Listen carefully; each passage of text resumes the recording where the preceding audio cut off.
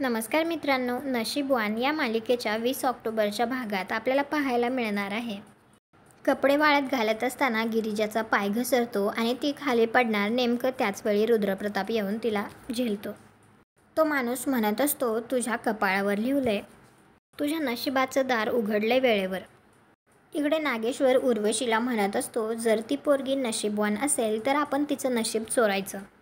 त्यानंतर नागेश्वर रुद्रप्रतापला म्हणतो, एक नाव नसेल ते नाव एका पत्रिकेवर टाका. तर रुद्रप्रताप विचारतो, कोणतं नाव? तर लगेच नागेश्वर म्हणतो, गिरिजा लोखंडे. त्यानंतर आता उर्वशी गिरिजाचं ते पत्रिका घेऊन देण्यासाठी आलेली असते. त्यावेळी तिचे वडील उर्वशीला म्हणतात, कशाला आली आहेस आता इथे? तर लगेच उर्वशी म्हणते, हौस नाही मला इथे येण्याची, दादासाहेबांनी आमंत्रणपत्र द्यायला पाठवलं म्हणून. त्यानंतर गिरिजा उर्वशीला ती पत्रिका परत देतच म्हणते, असू द्या तुमचं आमंत्रण तुमच्याकडेच.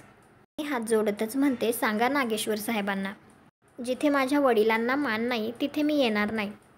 हे ऐकून तर आता उर्वशीला खूपच जास्त अपमान झाल्यासारखं वाटत असतं. तुम्हाला हा भाग कसा वाटला ते कॉमेंट करून नक्की सांगा. व्हिडिओला लाईक करा, आपल्या मराठी मालिका चॅनलला सबस्क्राईब करा. भेटू उद्याच्या भागात.